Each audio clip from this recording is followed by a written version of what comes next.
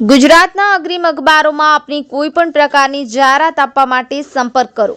જાહેરાત વ્યાજબી ભાવે પ્રસિદ્ધ કરી આપવામાં આવશે. શુકલતીર્થ આઉટપોસ્ટ પોલીસ મથક ખાતે આગામી તહેવારો સંદર્ભે શાંતિ સમિતિની બેઠક યોજાઈ. પોલીસ મથકની હદમાં આવતા વિસ્તારના આગેવાનો હાજર રહ્યા.